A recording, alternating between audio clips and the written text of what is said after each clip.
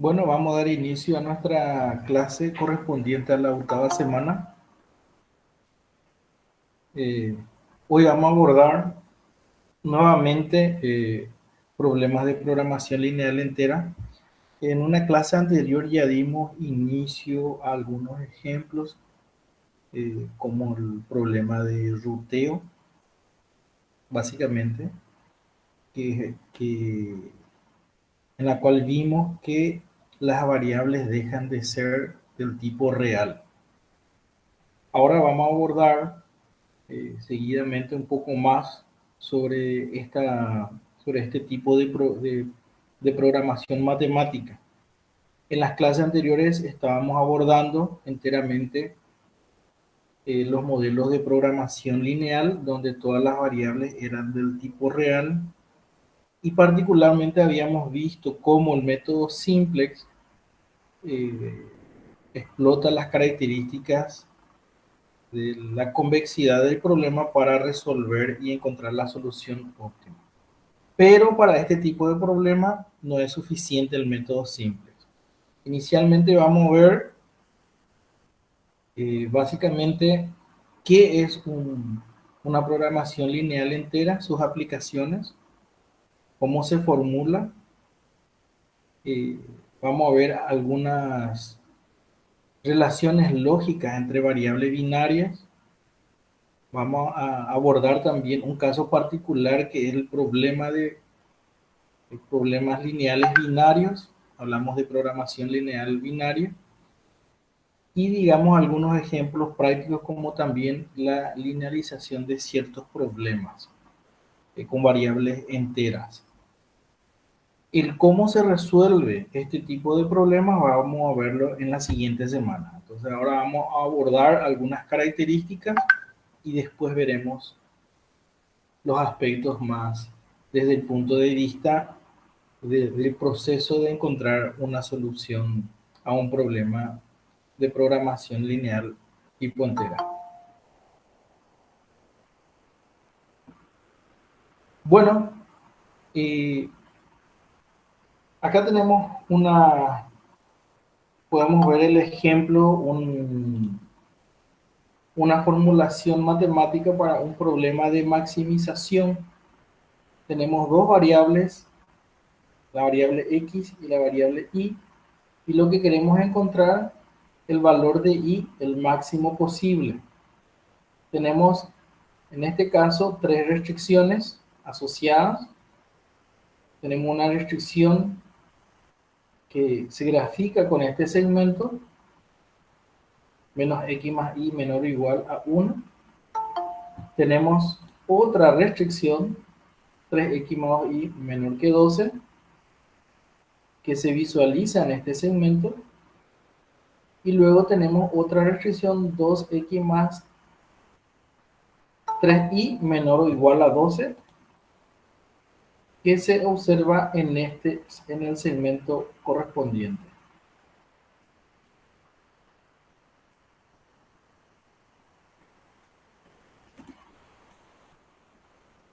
Un segundito.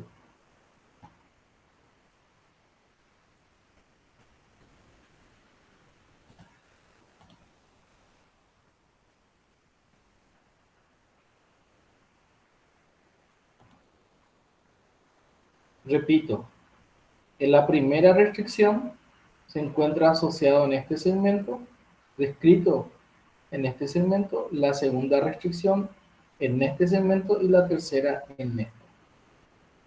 Una cuestión fundamental es que, y aquí aparece lo nuevo para nosotros, es que las variables, eh, particularmente para este problema, tiene que ser mayor o igual a 0, pero se impone una nueva restricción, que las variables tienen que ser de tipo enteras. Desde el momento que aparece al menos una variable de tipo entera, el problema se convierte en una programación lineal entera. Podemos observar que la línea recta, o sea, la superficie que engloba, sin considerar que las variables sean del tipo entera, conforman la región factible. si fuesen las variables del tipo real. Toda esta zona que está definida por esta envoltura sería la región factible. Sin embargo, cuando imponemos esta condición de que las variables sean del tipo entera, en realidad la región factible son los puntos que estamos viendo acá, los puntos de color rojo, en las cuales tenemos coordenadas correspondientes a valores discretos, particularmente números enteros que caen dentro de esta región. Entonces, en este caso lo que podemos ver es que los puntos rojos conforman el conjunto de soluciones factibles. En un problema de programación lineal entera, entonces tenemos un conjunto limitado de soluciones factibles. En contraposición, en un problema de programación lineal convencional tenemos la región tiene infinitas posibilidades. Acá podemos observar que los puntos, podemos contar inclusive esos puntos y podemos saber cuántas soluciones factibles existen, digamos, dentro de la envoltura definida por las restricciones lineales. Para el problema particular, si nosotros no consideramos esta restricción de que las variables sean enteras, en este punto vamos a tener la solución óptima. Es decir, la solución óptima del problema continuo. Sin embargo, cuando aparece esta restricción, estos dos puntos corresponden o definen los dos puntos que conforman la solución óptima del problema entero. Uno diría, en cierto como estrategia, calcular la solución óptima del problema continuo y luego truncar los valores de las variables a un valor entero próximo o menor, por ejemplo, en algunos casos. Sin embargo, podemos observar que si yo este punto azul que está acá, que es la solución óptima, trunco a su valor más cercano, la solución que voy a tener es una solución que cae fuera de la región factible. Entonces no va a satisfacer básicamente esta restricción que está acá dada por este segmento. Entonces, encontrar una solución a un problema de programación lineal entera es mucho más complejo que un problema de programación lineal continua. Determinar cuáles son ese conjunto de puntos que satisfacen y encontrar el punto último no es trivial. Eso vamos a estudiar en la siguiente clase. Pero el tiempo de calcular la solución óptima de un problema de programación lineal entera es mucho más pesado que un problema de programación lineal con variables continuas. Ese es el asunto aquí, por lo cual abordar este problema es un caso particular y no se puede, digamos, considerar resolver el problema de variables continuas y después truncarla, porque en muchas situaciones nos va a arrojar soluciones que no satisfacen las restricciones lineales. La programación lineal entera podemos clasificarla en programación lineal entera mixta. Cuando hablamos de entera mixta, estamos diciendo que tenemos algunas variables de tipo entera y otras variables de tipo continua o real. También tenemos la programación lineal entera pura, donde todas las variables son de tipo entera. Caso particular de la programación entera pura es cuando todas las variables son binarias, 0 o 1. La programación lineal binaria se aplica para problemas de decisión, donde típicamente 0 significa no y 1 significa sí. Entonces, algunos, vamos a ver al medio al final de la presentación, que algunos proponen que los problemas de programación entera pura se reduzcan a problemas de programación lineal, dado que los algoritmos son más eficientes. en algunos casos. Entonces, es posible un problema de programación entera pura representarla por un problema de programación lineal binaria a costa de aumentar el número de variables. ¿Dónde se aplica en la programación lineal entera? Y existen muchos problemas discretos, muchos, en plantas, en logísticas, en, en problemas de ubicación, de location, de routing, en donde yo tenga, digamos, determinado cierto conjunto de valores, automáticamente se convierte ya en un problema discreto. Aplicaciones con relaciones lógicas entre variables o restricciones. Puede ocurrir muchas veces que existen dos situaciones entre dos variables que la activación de una implica la activación de la otra. Por ejemplo, si se instala un depósito, entonces puedo almacenar cierto producto. Pero si no tengo ese depósito, ese producto tampoco no lo puedo almacenar. Entonces, también la programación entera se utiliza cuando yo tengo que relacionar dos variables aunque sean continuas. Aplicaciones en optimización combinatoria.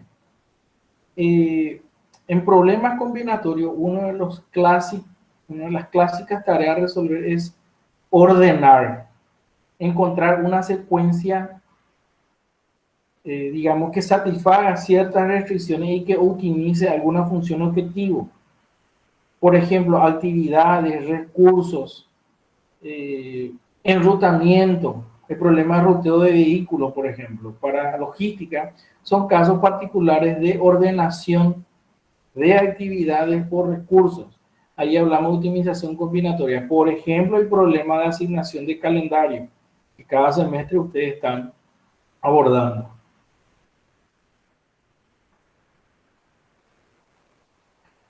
Como ejemplo introductorio, veamos este problema 1, que nos dice, se están estudiando algunas inversiones.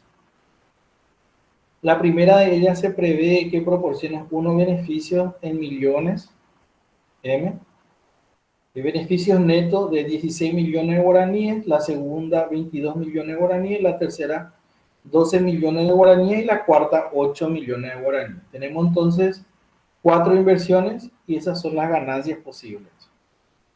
Cada una de las inversiones requiere una cantidad de dinero en efectivo de 5, 7, 4 y 3 millones de guaraníes respectivamente. Tengo que invertir y solamente disponemos de 14 millones para invertir. Este es un clásico problema de, digamos, de construcción de cartera de inversión. Y lo que queremos encontrar es cómo voy a usar esos 14 millones de tal forma que yo pueda tener la máxima ganancia, y tengo que encontrar una programación lineal. Pero acá hay un problema de decisión, porque yo tengo que decidir justamente cuál inversión voy a tomar. O la primera, o la segunda, o la primera con la tercera. De estas 4 inversiones, ¿cuál de ellas voy a elegir? Entonces, el conjunto de soluciones a este problema, básicamente, sin observar las restricciones, es que es básicamente 4 por 3 por 2 por 1. Es decir, 4 factorial. El factorial de 4 me dicen la cantidad de soluciones factibles. Como un problema de decisión, entonces yo puedo saber ya cuáles son mi cantidad de soluciones. Cuando le agrego las restricciones de 14 millones para invertir, ese conjunto disminuye. Entonces el conjunto de soluciones factibles es menor a la cantidad de soluciones factibles, es menor a 4 factorial unidades. Acá podemos ver en el lado izquierdo la solución del problema, en la cual tenemos como índice I el índice de la inversión, me refiero a la primera, la segunda, la tercera o la cuarta inversión. Y acá tenemos nuestra variable de decisión, particularmente una variable binaria. todas las variables son binarias. Entonces estamos en un problema de programación entera pura, particularmente una programación lineal binaria. X sub y me dice que es igual a 1 si se elige la inversión y 0 si no se elige. Entonces, es sí o no, tomo o no tomo. La función objetivo es maximizar el beneficio, que básicamente el beneficio es 16, en este caso está normalizado, por x1 más 22 por x2 más 12 por x3 y más 8 por x4. Aquí x1, 2, 3 y 4 son valores binarios, es sí o no. Y la restricción me indica que aquellas restricciones que yo tome, aquellas inversiones que yo tome, la suma de inversión por requerimiento, digamos, asociado, no puede superar mi presupuesto de 14 millones de guaraníes que vemos aquí en esta restricción. Todas nuestras variables son del tipo binaria. Entonces estamos en un problema de programación lineal binaria. Bueno, podemos observar acá básicamente la solución al problema y acá podemos ver el modelo OPL a este problema de programación binaria. Acá podemos destacar básicamente que cuando estamos en un problema de programación entera, se utiliza digamos, en el modelo OLP, en vez del float, que es para números, para variables continuas, el INT, que significa entero.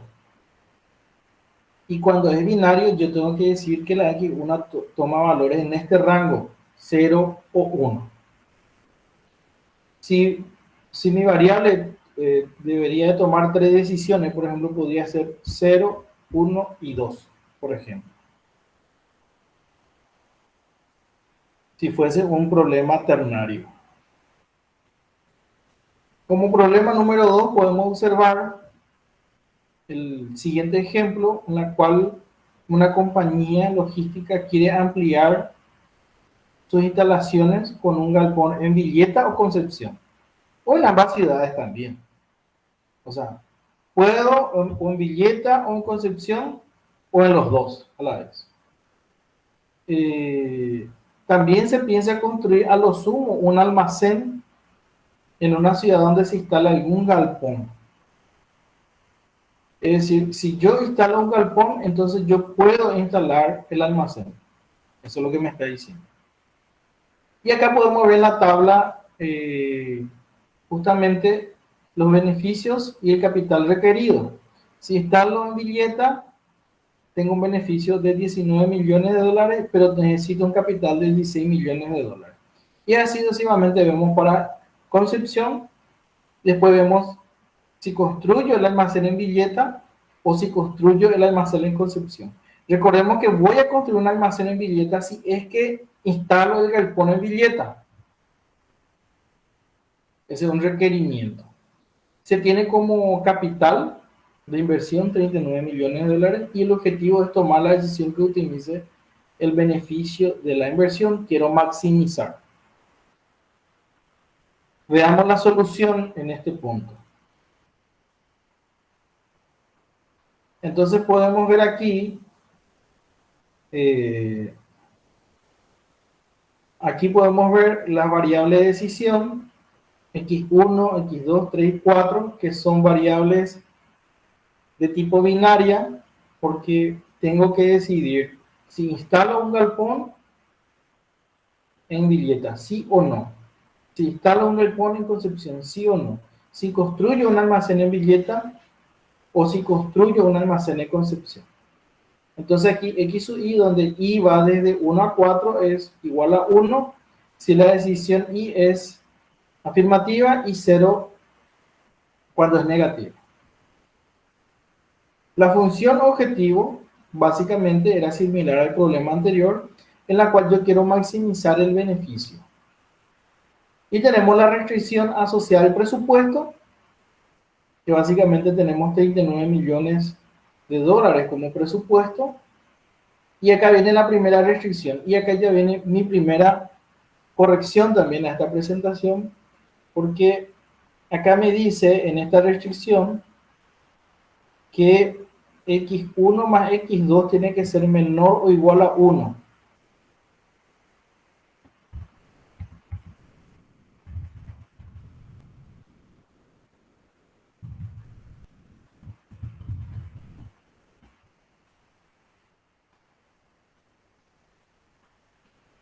Me dice que puedo construir una instalación, una sola instalación en Villeta o en Concepción, pero no puedo hacerla en ambas a la vez, solo en uno.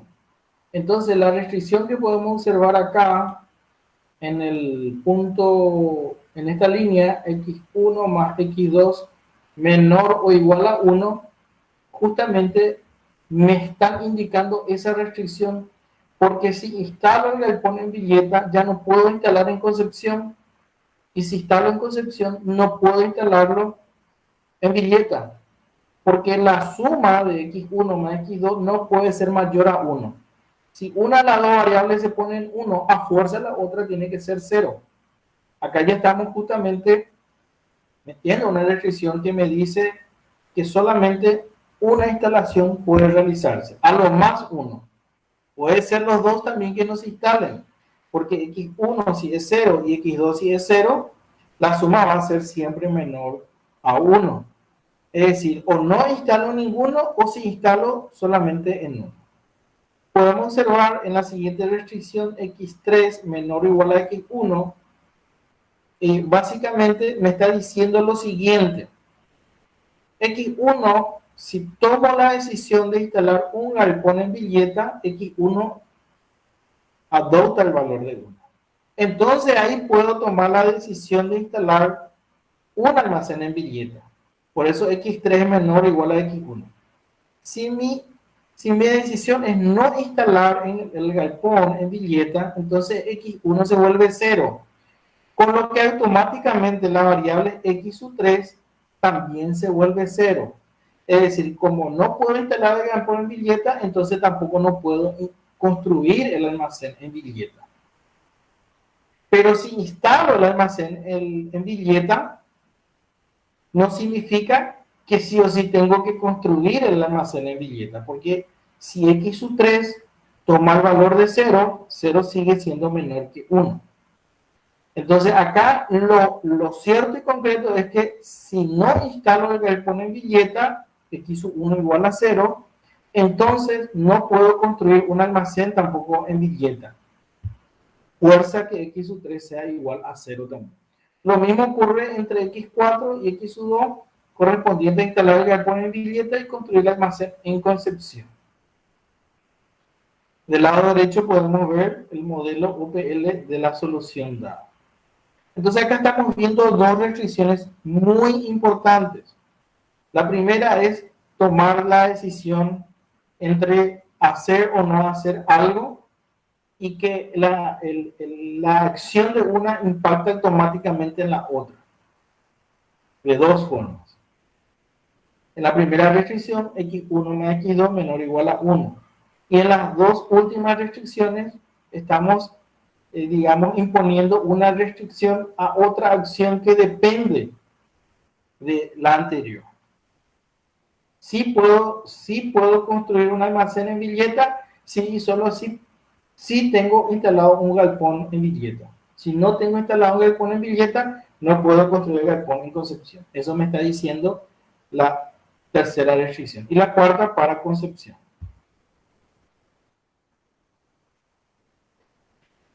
Aparece también en juego dentro de lo que es la programación entera las variables indicadoras. Las variables indicadoras normalmente están asociadas son utilizadas con otras variables de tipo continuo. Entonces, veamos acá el ejemplo que nos dice que x sub 0 es mayor, o sea, x es mayor a 0. Entonces, la variable d, que es binaria, esa es la variable indicadora, se vuelve 1. Entonces, lo que este tipo de acción me ayuda a verificar si ciertas acciones son mayores que un umbral En este caso el umbral es 0. Puede ocurrir también si X es mayor a 10, entonces D es igual a 1. Néstor, ¿alguna consulta? Adelante. Profe, en el tema anterior tengo una duda. El de Villeta. Sí. ¿Por qué no va a ser cero la... ¿Ve qué te dice? Ah, no. Eh, leí mal. Minimizar en vez de maximizar. Ya, Eh, ya, por eso es. retiro la consulta. Bueno, sigamos. Atendamos. Justamente aquí entiendo la duda de Néstor. Como dice maximizar, yo voy a tratar de activar todas las X. Voy a tratar que todo sea 1. O sea, el modelo va a intentar tener la mayor cantidad de variables binarias en 1, porque quiere maximizar.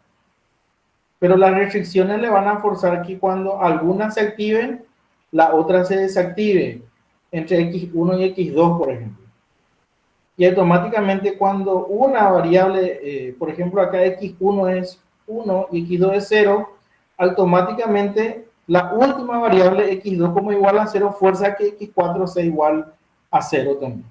Entonces ahí vemos cómo se van encadenando las acciones entre las restricciones.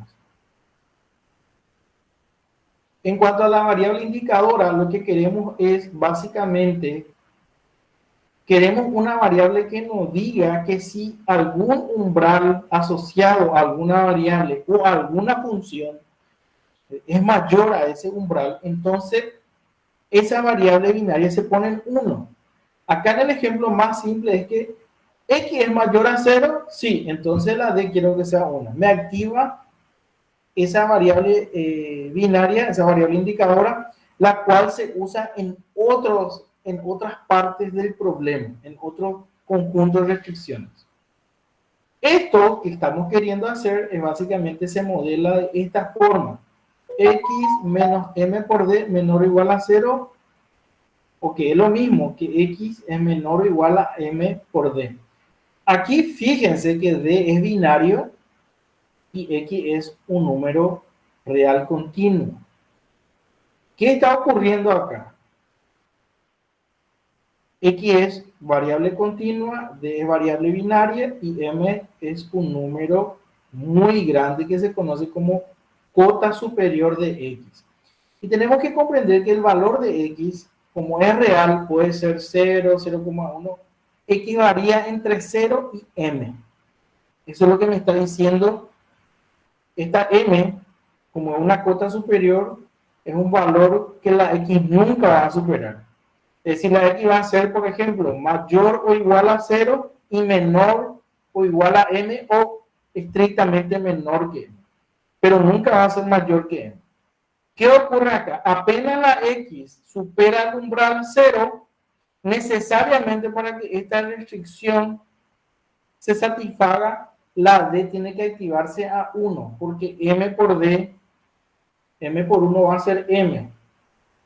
Y X nunca es mayor que M. Entonces, de esta forma, utilizando esta relación, yo puedo saber si alguna variable es mayor a un umbral, particularmente a 0, a través de otra variable que es binaria, y en este caso una variable indicadora. También puede ocurrir al revés, que si mi variable indicadora es igual a 1, entonces yo quiero que mi variable sea mayor que un umbral. M puede ser 0 también. Esto se modela similarmente como la anterior, de esta forma, X menos M chica por D es mayor o igual a 0. O X es mayor o igual que M por D. Fíjense acá que si D se pone en 1, automáticamente como X tiene que ser mayor a esta restricción, entonces va a ser mayor o igual a M, lo que estábamos queriendo justamente. Entonces, si D es 0, entonces X va a ser mayor o igual a 0. Pero si D se pone en 1, al multiplicar por esta M, me fuerza a que X sea mayor que ese valor. ¿Dónde se utiliza esta variable indicadora? Típicamente, se puede utilizar cuando yo quiero hacer análisis de costos. Por ejemplo, veamos ahí, si X es igual a 0, entonces el costo total es 0. Pero si X es mayor que 0, entonces mi costo total depende del capital de la inversión más el valor de la X. Por ejemplo, puede ocurrir que si tomo la decisión de producir algún tipo de producto, implica automáticamente una inversión fija, más cuánto voy a producir. Entonces, en ese caso podemos ver X por C1 más C2. Pero si no voy a producir ese bien o ese producto, tampoco no tengo capital de inversión fija. Entonces, ¿y cómo hago eso? Y justamente ahí tenemos la variable indicadoras.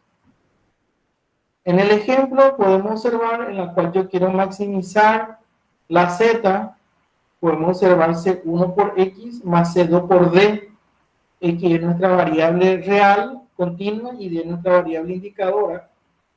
Entonces, podemos observar que si X, en este caso podemos ver la restricción X menor a M mayúscula por D, menor o igual a 0, y X menos D por M por D mayor o igual a 0.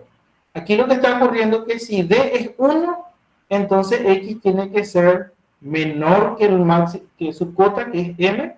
Voy a adoptar un valor entre M chica y M grande. Justamente, M chica puede ser tan pequeña como yo quiera. M minúscula. Como yo quiero maximizar, en el modelo 2, yo la última restricción puedo omitirla. Y solamente me preocupo por la cota superior. Entonces, ¿qué va a ocurrir acá? Si se toma la decisión de que X sea mayor a 0, entonces automáticamente la D se pone en 1 y también sumo este valor. Este es un ejemplo bastante simple, ¿verdad? Es bastante, digamos, una formulación de juguete, como se podría decir.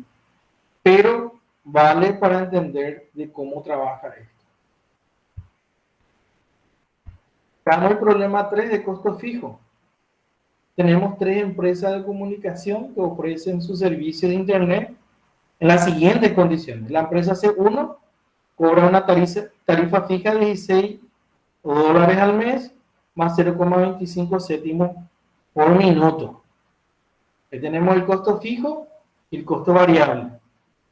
La empresa C2 cobra 25 dólares al mes de tarifa fija, pero reduce el costo por minuto a 0,25 centavos. Fíjense que en la empresa C1 mi costo fijo es más bajo, pero mi costo variable es más alto. Mientras que en la segunda mi costo fijo es más alto, pero mi costo variable es más bajo. Hay un cambio, digamos, ganan algo, pero pierden en otro aspecto. La empresa C3 ofrece una tarifa mensual de 18 dólares y un costo por minuto de 0,22 céntimos. Entonces veamos que si yo observo la tarifa fija, las empresas van de 16, 18 a 25, pero en forma inversa, la tarifa variable va de 21, 22 y 25. Entonces, cuando mi tarifa fija aumenta, mi tarifa, digamos, mi costo fijo aumenta, es más grande, mi costo variable disminuye. Eso es lo que está ocurriendo. Las empresas solo cobran la tarifa fija si se realiza alguna llamada a través de su operador. Muy interesante. Claro, porque solamente al generar la llamada, al utilizar en este caso el servicio, recién me cobran la tarifa fija. Esto es similar al taxi también, que cuando me subo en un taxi, por bajar la bandera me cobran 5.000 guaraníes y después por distancia. Es similar, el mismo problema. Teniendo en cuenta que un usuario consume un promedio mensual de 200 minutos y que puede repartir los tiempos de internet entre las 3 empresas, la pregunta es ¿cómo voy a distribuir mi inversión? Tengo 200 minutos en total que yo uso y tengo que decidir cuántos minutos le asigno a la primera, a la segunda y a la tercera empresa, de forma tal que yo minimice mi inversión o mis costos. En este caso, si yo tengo, vamos a hacer un poco de lógica, si yo llamo por poco tiempo, pero muchas veces, entonces a mí me conviene utilizar el de menor tarifa fija. Pero si hago pocas llamadas, pero cada llamada son de largos minutos, entonces me convendría la de una tarifa fija alta, pero costo por minuto bajo. Entonces, y si es un intermedio, me conviene la otra empresa. Bueno, las variables de decisión son las siguientes. X sub I es igual a minutos mensuales consumidos con la compañía C sub I. Y sub I es igual a 1 si utilicé la compañía, si tengo minutos en la décima compañía y 0 en caso contrario. ¿Por qué yo necesito la variable indicadora I sub I en este punto? Yo necesito para saber si hice o no una llamada o hice o no una conexión con esa empresa. Entonces, si yo hice una conexión, entonces tengo que pagar el costo fijo. Entonces ahí me ayuda la variable indicadora I sub I. Y la función objetivo es minimizar los costos, tanto asociado por cada minuto como también por la conexión. Podemos observar ahí minimizar Z, que es 0,25 por X1, más 0,21 por X2, más 0,22 por X3. Eso corresponde a los minutos utilizados en cada una de las compañías. Más 16 por X1, más 25 por I2, más 18 por I3, que son los costos fijos de haber utilizado esa compañía. Y la restricción, y aquí viene lo más importante, justamente cómo nosotros relacionamos la variable continua con la variable indicadora. Entonces, X1 es menor o igual a 200 por I sub 1. ¿Qué me está diciendo ahí? Me está diciendo que si yo tengo minutos de internet en la primera compañía, X sub 1 es mayor a 0, entonces I sub 1 se convierte en 1. Significa que voy a pagar el costo fijo de la primera compañía. Lo mismo ocurre con la segunda y la tercera compañía. Podemos observar que X1, 2 y 3 es una variable real, son variables reales mayor o igual a 0. Y sub 1, y sub 2 y sub 3 son variables binarias del tipo 0 o 1. ¿De dónde aparece ese 200? Y es el tiempo máximo, digamos, el tiempo, la mayor cantidad en minutos que yo puedo utilizar en una compañía. Podemos observar que tenemos como presupuesto un promedio mensual de 200 minutos. ¿Qué quiere decir eso? Quiere decir esto que si yo le doy, si solamente voy a usar una sola compañía, digamos la primera, entonces X sub 1 va a ir entre 0 y 200. Puede tomar el valor 200. Si es que, en este caso, podemos observar, tomo la X2, puede ir entre 0 y 200, y si tomo la X3, entre 0 y 200 también.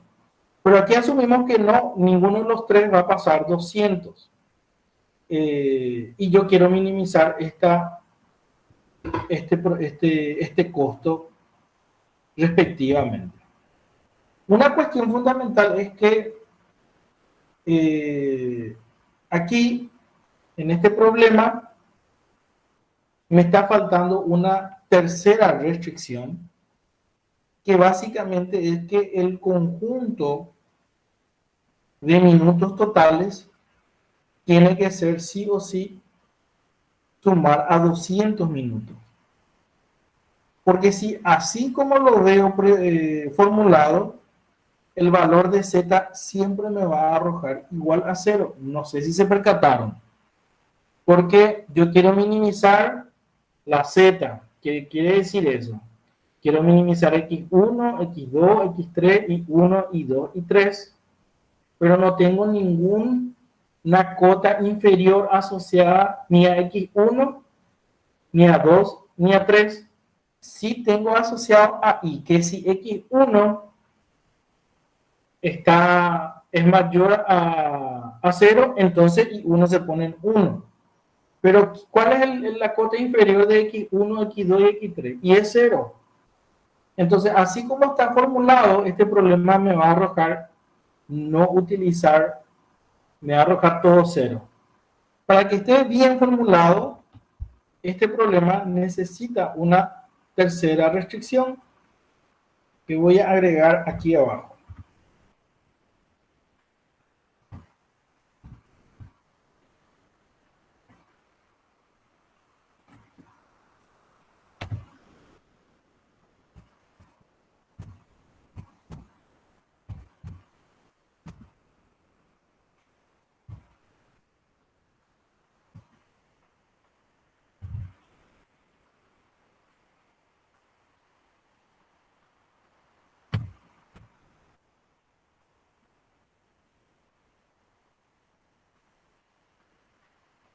Entonces, esta tercera restricción, la cuarta restricción que he agregado, lo que me está diciendo es que la cantidad de minutos que yo voy a usar en las tres compañías tiene que ser 200 minutos.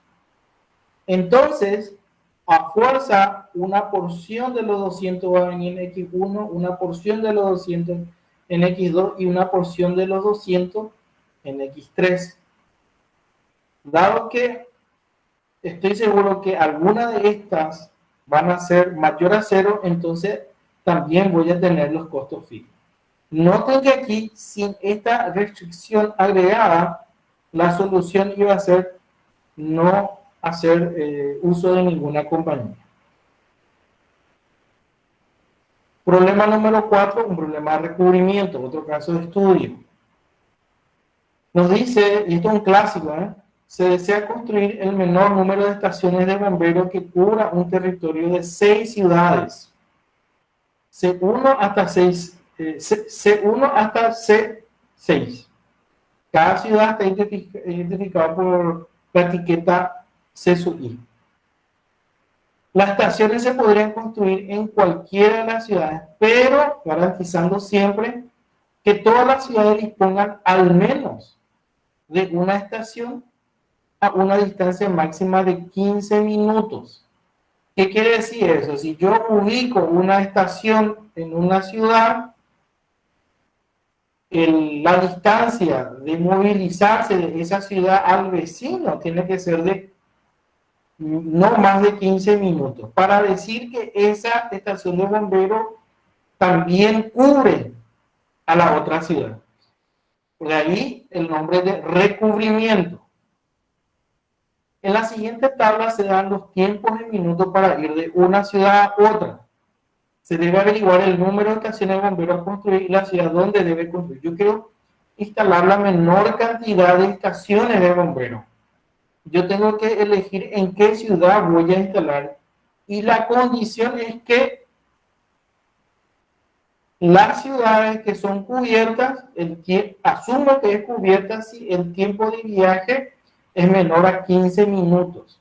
Si es mayor a 15 minutos, yo estoy diciendo que la estación de bomberos no cubre a la ciudad vecina cuando está instalado en una ciudad.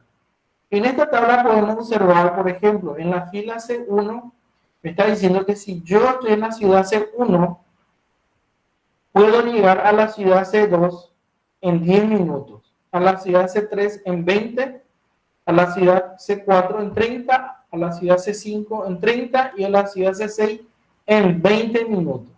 Quiere decir que si yo tomo la decisión de instalar una estación de bomberos en la ciudad C1, esa estación de bomberos le cubre a la ciudad C1 y a la ciudad C2, pero no al resto, porque los tiempos ya son mayor que 15 minutos. Si observo la ciudad C2, que veo ahí en la segunda fila, puedo ver los tiempos de viaje entre la ciudad C2 y la ciudad C1, son 10 minutos, para C3 25, 35, 20 y 10 respectivamente. Quiere decir que si yo instalo en la ciudad C2 una estación de bomberos, le cubre a la ciudad C1, a la ciudad C2 donde él está, y a la ciudad C6, no así a la C3, C4 y C5 respectivamente, porque los tiempos ya son mayores a 15 minutos. Entonces podemos observar en esta tabla justamente los cubrimientos candidatos si observamos cuáles son los tiempos menores a 15 minutos. Entonces yo si ubico en la ciudad C1, entonces puedo decir que la ciudad C2 está ya cubierta por una estación de bomberos. Si ubico en la ciudad C2, puedo decir que la ciudad C1 y C6 ya tienen también servicio de estación de bomberos. Y así sucesivamente.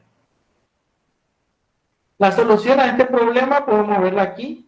Tenemos los índices que van de 1 a 6. Y la variable de decisión, una variable binaria. 1 si se elige la ciudad I para ubicar una estación de bomberos y 0 en otro caso. Este es un problema de allocation, también se conoce. Pero es recubrimiento porque ubico en una ciudad, pero también le beneficia a una ciudad vecina. Entonces puedo observar que si yo instalo, fíjese usted aquí, yo voy a tener, instalo aquí en la ciudad 1, ¿qué está ocurriendo acá? Si yo instalo en la ciudad 1, puedo instalar también en la ciudad 2, sin problema. Si yo instalo en la ciudad 1 y no instalo en la ciudad 2, la ciudad 2 va a estar satisfecha. Y eso es lo que me dice aquí. X1 más X2 es mayor o igual a 1. Es decir, al menos una de estas dos ciudades tiene que tener una estación de bomberos. Significa el mayor o igual a 1. ¿Pueden tener las dos? Sí pueden tener. Porque 2, si X1 es igual a 1 y X2 es igual a 1, la suma va a ser 2. 2 es mayor o igual a 1. Significa que las dos ciudades pueden tener. Lo que no puede ocurrir es que ninguna de las dos no tenga. Al menos una tiene que tener. Eso me indica el mayor o igual a 1. Esto es la peculiaridad y la característica de un problema de recubrimiento. El mayor o igual a 1. Para el segundo caso, podemos observar que yo puedo instalar en la primera ciudad, para la segunda fila, a ver un poco aquí, puedo instalar en la primera ciudad, en la segunda ciudad y en la sexta ciudad. Entonces, si yo observo aquí, si yo instalo, puedo instalar en C1, si observo acá, en C1, en C2 o en C6. También, si yo instalo en una de esas tres ciudades, las tres ciudades están cubiertas. Eso me está indicando esta restricción.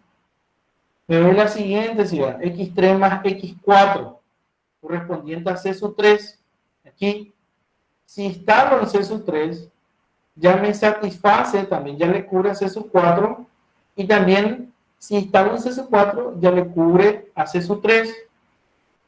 En al menos una de las dos ciudades tengo que instalar. Eso me dice esta restricción. X4 más X5 más X6 también responden la misma pregunta. X2, X5 y X6 está asociado también a esta restricción que estamos viendo.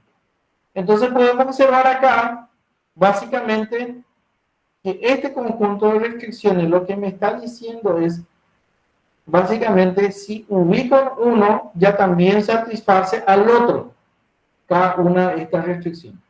Y yo quiero encontrar el conjunto de X, cuya sumatoria sea la menor, por eso yo quiero minimizar Z igual a X1 a más X2, más X3, más X4, más X5, más X6. yo quiero el menor conjunto que satisfaga este conjunto de restricciones. Este conjunto de restricciones me está indicando los recubrimientos.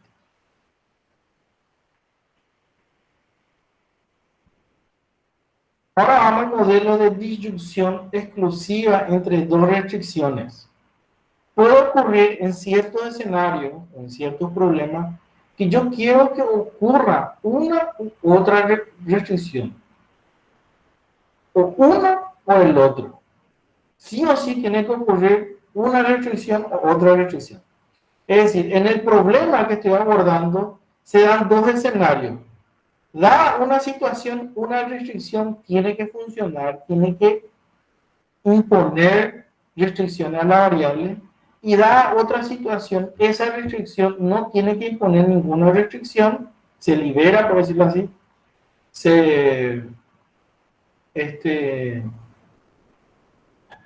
deja de tener una acción restrictiva y pasa a tener otra restricción, una acción restrictiva sobre las variables. Entonces, se activa, por decirlo así, una restricción y se desactiva otra, pero no a la vez. Siempre una de las dos tiene que estar activa y a la otra desactivada en consecuencia. Podemos observar en este modelo, en este ejemplo, podemos ver x1 más 2 por x2 más 2 por x3 es menor o igual a 30. O, si no quiero que esta restricción se cumpla, quiero que se cumpla la siguiente. 2 por x1 más x2 más 2 por x3 menos 45. Las tres variables son del tipo continuo. Es un problema de decisión nuevamente, porque yo decido que se active la primera restricción y la segunda se apague, por decirlo así, o viceversa. Entonces acá se utiliza nuevamente la variable indicadora, una variable binaria.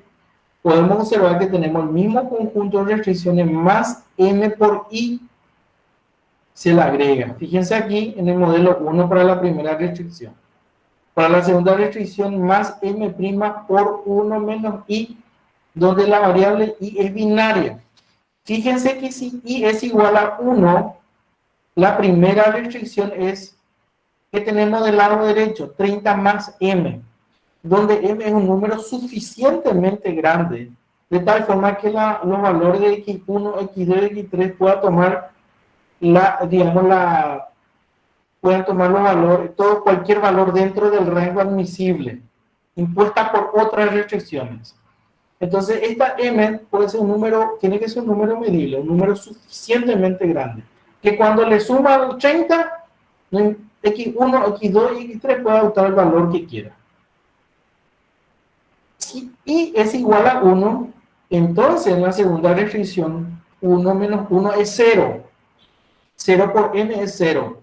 Entonces, acá podemos observar en la segunda restricción que básicamente la segunda restricción tiene que satisfacer la condición de que la sumatoria sea menor que 45, que el recurso 45.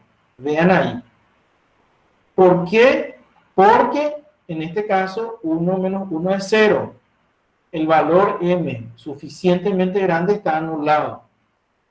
De forma inversa también, si m es igual a 0, entonces la primera está restringida y la segunda restricción, como es 0, entonces 1 menos 0 es 1 y al 45 se le suma el número m suficientemente grande de tal forma que esté relajada esta restricción, como podemos ver. Entonces, vean ustedes cómo la variable indicadora le suma un número ficticio, por decirlo así, de tal forma que ese recurso deje de imponer restricciones del lado derecho a la, digamos, vaya la restricción a esa restricción dada. En el modelo 2, yo puedo, por ejemplo, tener, en vez de una sola variable binaria, dos variables binarias, y1 y 2, pero, y acá aparece lo interesante, la suma de esas dos variables tiene que ser 1. Quiere decir que si i sub 1 es igual a 1, a fuerza i sub 2 es 0. Y acá podemos ver el efecto de disyunción exclusiva. en esta restricción, que es la misma que la anterior. Este modelo 2 es, por ejemplo, muy interesante porque yo puedo generalizarlo a n restricciones, donde el 1 significa solo una de esas restricciones puede estar activa y no las dos. Pero sí o sí una como mínimo.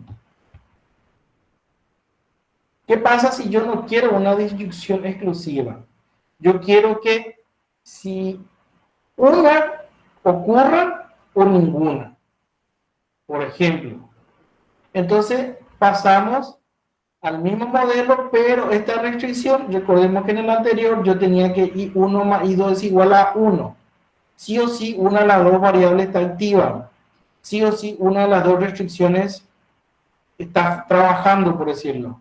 Aquí puede ocurrir I1 más I2 es menor o igual a 1. Estoy diciendo que I1 puede ser 0 y también I2 puede ser 0, con la cual las dos restricciones básicamente están activas. Están activas, o si una está activa, la otra no está activa. Eso es lo que me está indicando acá. Disculpen, voy a corregir aquí ya sobre la marcha.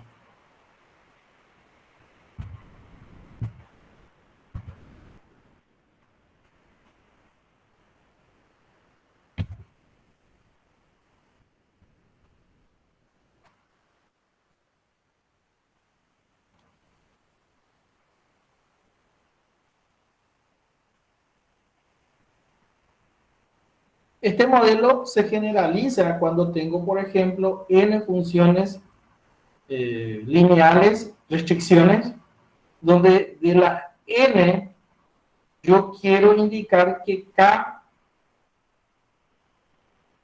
de esas restricciones, n menos k de esas restricciones estén sí o sí activas, por ejemplo.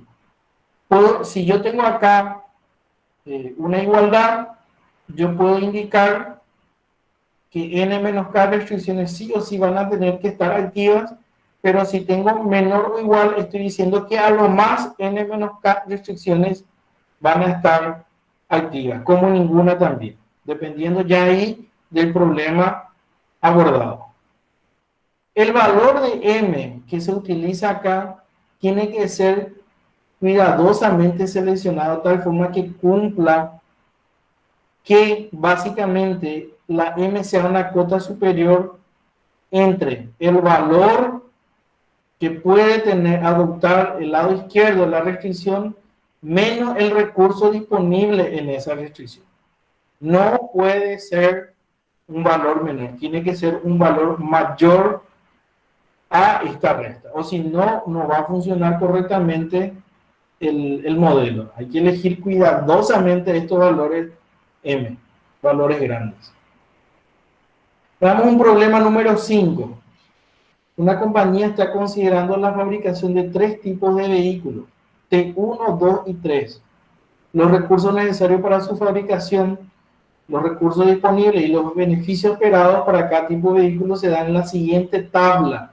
Podemos observar ahí en la columna T1, T2, T3 y la disponibilidad en la última columna. En la primera columna se indican los tipos de recursos que necesitan. Tenemos material, cuánto, digamos, en unidades de kilos se necesita para cada tipo T1, T2 y T3, y la disponibilidad total en la cuarta columna. Después, en el caso, cuántos recursos de horas de trabajo necesito para cada unidad T1, T2 y T3, y la cantidad disponible en la columna de disponibilidad. Después tenemos los beneficios por cada unidad producida, T1, T2 y T3 respectivamente, en la última fila. Y lo que queremos saber es qué tipo de vehículo se debe fabricar y cuántos de cada uno se tiene que fabricar para maximizar el beneficio. Además nos dice que los estudios económicos indican que por lo menos 1000 unidades se tiene que fabricar, no menos de 1000 unidades. Bueno, tenemos como variable de decisión X sub Y, que indica la cantidad de vehículos a construir para cada tipo.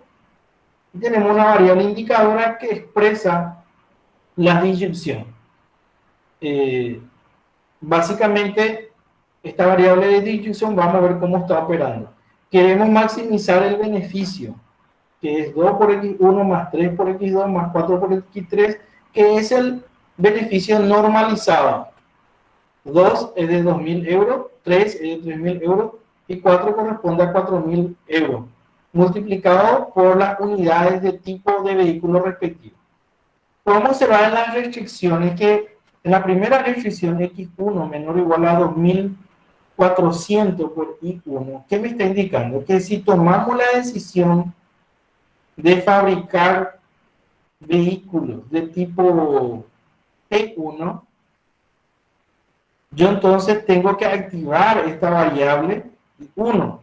Es decir, si x1 es mayor a 0, automáticamente y1 se activa. Me estoy diciendo que si voy a fabricar, por ejemplo, 5 vehículos del tipo T1, entonces la variable y1 me dice se fabricará vehículos del tipo T1. Eso es lo que me está indicando la primera restricción. Entonces, si tomo, en este caso, x1 no puede ser mayor a 2.400. A ver, este valor 2.400 es un valor, la M, que se considera como la máxima cantidad de vehículos que podrá ser fabricado el tipo 1. 2.400. Después, observemos la siguiente. En la siguiente, si I1 es igual a 1, si tomo la decisión de fabricar vehículos del tipo 1, entonces 1 menos I1 se vuelve 0.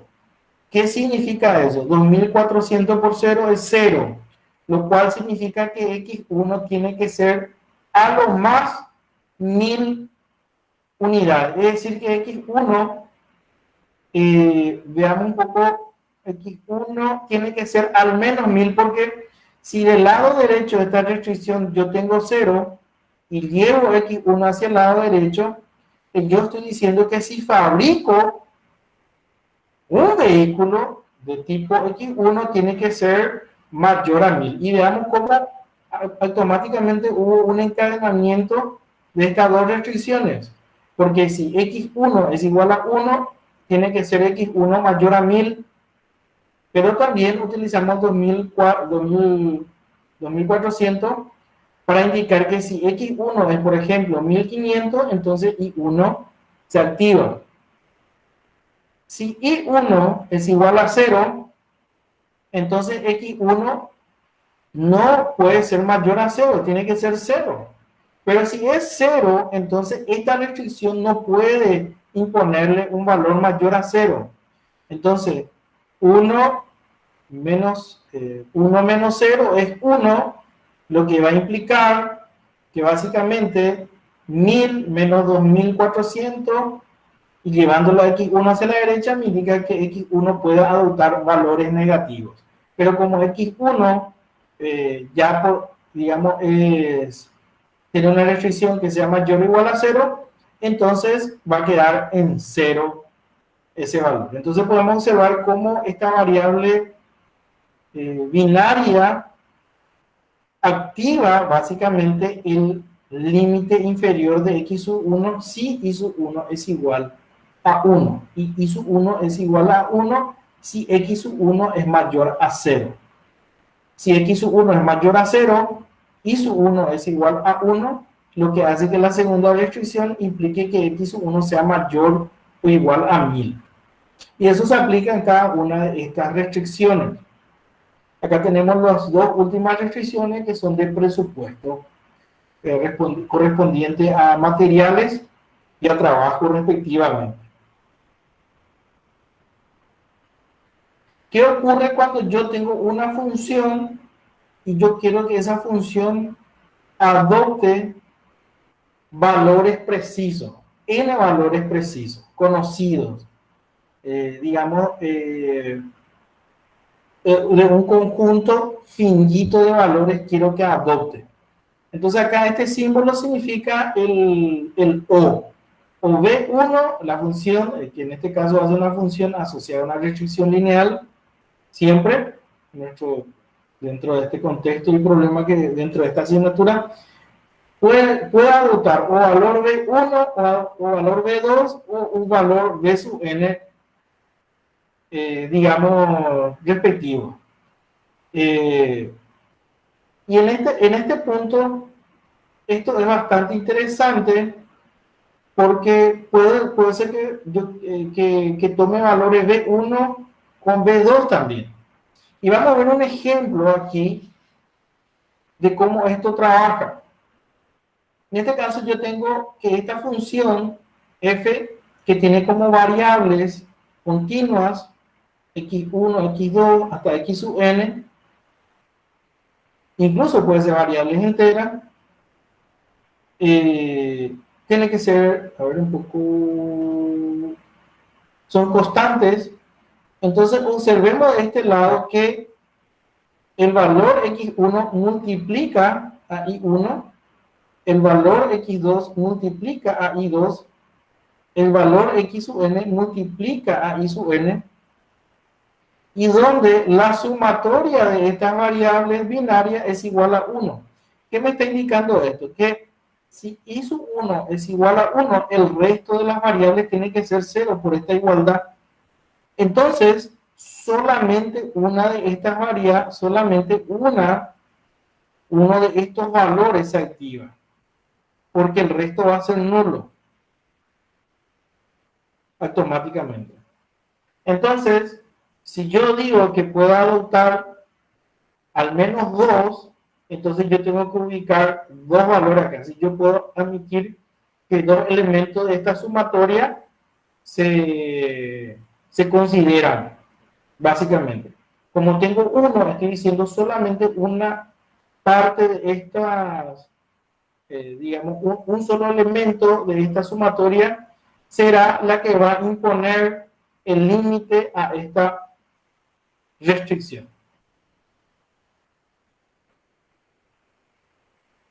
Una cuestión también de aplicación de las variables binarias es cuando yo quiero que una variable entera adopte ciertos valores fijos, pero que son representados por las variables binarias. Eso había dicho al inicio, que en ciertos problemas yo puedo declarar mis variables enteras o puedo reemplazar mis variables enteras por variables binarias cuya conformación genere el rango de valores posibles que puede adoptar esa variable. Como ejemplo, veamos que si x es una variable entera, está en el rango 0 y 1, respectivamente, aquí tiene que ser disculpen, acá tengo que tener una u, tiene que ser también entero.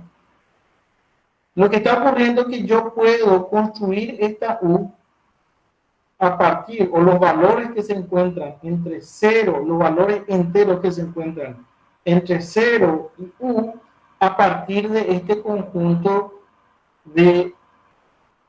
a partir de esta función que tiene como variable de tipo binario. Observemos que esta i sub 0 es binaria, 0, 1. I sub 1 es binaria y así i sub n es binaria. El factor constante asociado a i sub 0 es 2 a la 0, que significa 1. El factor constante asociado a la variable binaria i sub 1 es 2 a la 1, que es igual a 2, y así respectivamente viene 4, 8, 10, 8, 16, 32 y 2 a la n. Entonces, dependiendo del binario, yo voy construyendo entre, si todos mis valores binarios son 0, entonces x adopta el valor de 0. Y si todos mis valores binarios es 1, todos estos valores constantes se suman, pero siempre van 0, 1, 2, 3, 4, hasta el máximo valor posible que se puede construir con esta sumatoria de números binarios respectivamente. Justamente esto es una conversión, esta es la fórmula de conversión binaria a número decimal, justamente. Veamos el ejemplo. Yo tengo este problema que quiero maximizar z igual a x1 más 2 por x2, sujeto a que x1 sea menor o igual a 5, 2 por x1 más 3 por x2 sea menor o igual a 30, donde las dos variables son del tipo entero. Es decir, que puede adoptar valores negativos, pero enteros. Pero no más, x1 no puede pasar el valor 5 y la sumatoria entre x1 y x2 no puede pasar el valor de 30. Yo quiero maximizar. Puedo tener valores negativos también. Entonces, ¿cuál es la cota superior de x1? Es 5, el máximo valor que puede adoptar x1. ¿Cuál es la cota superior de x2? Cuando x1, digamos, es 0, entonces prácticamente x2 es igual a 30 dividido 3, es 10. Entonces x2, su cota superior es 10.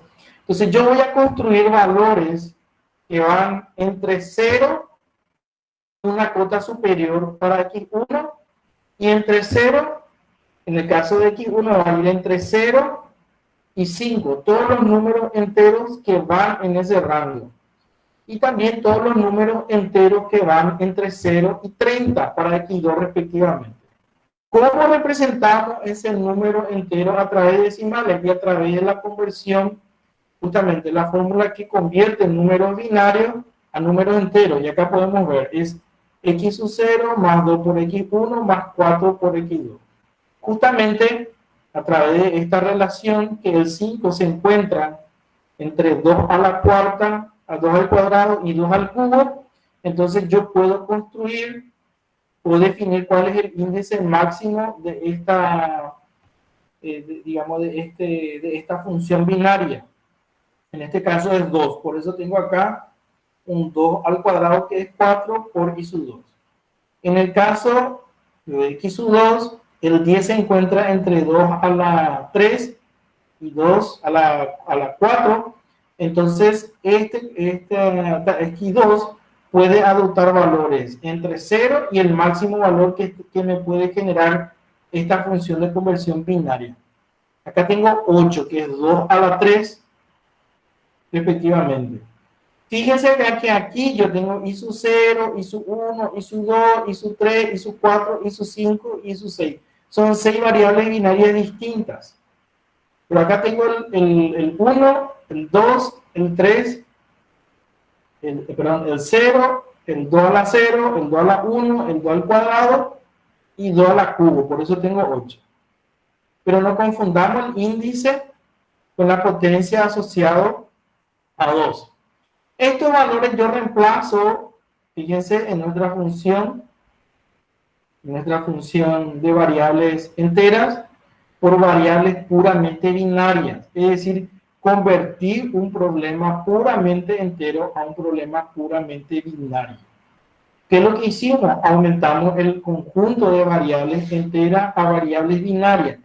Después vamos a ver que dependiendo mucho de la cantidad de variables que tengo, es más conveniente resolver un problema puramente binario que un problema con variables enteras. Una cuestión fundamental con la cual podemos también encontrarnos es cuando tengo el producto, tengo un problema no lineal. ¿Qué quiere decir eso? Que tengo dos variables que se multiplican. Nosotros en este curso estamos hablando constantemente de programación lineal. Todas las funciones tienen que ser lineales. Si tengo dos variables que se multiplican, deja de ser lineal. Pero si tengo una variable continua y una variable binaria, puedo linealizar ese, digamos, ese productorio a través de agregar ciertas restricciones.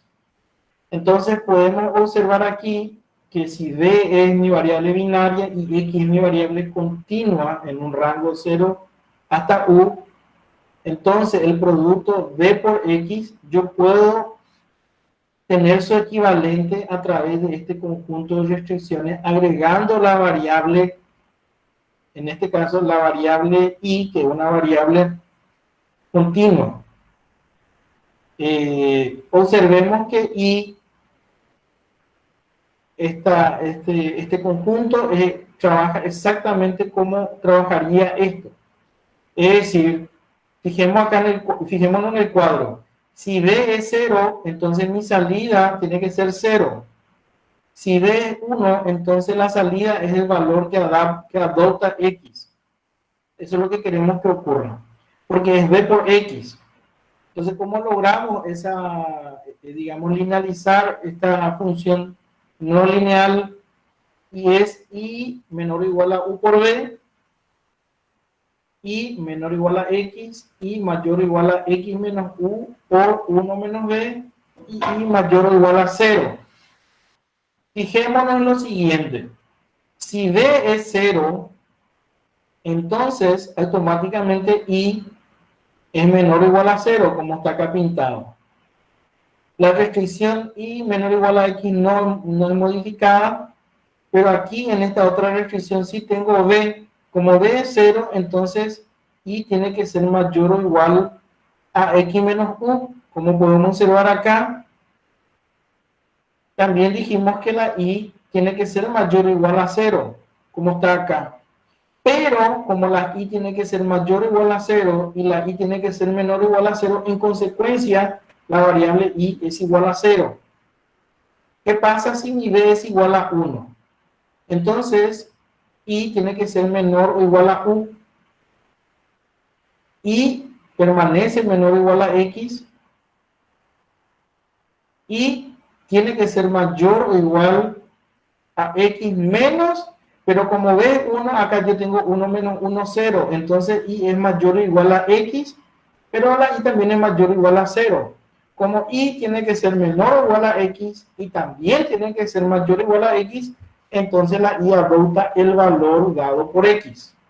Entonces podemos ver acá cómo linealizamos un producto de una variable binaria con una variable continua acotada en el rango 0 U correspondiente.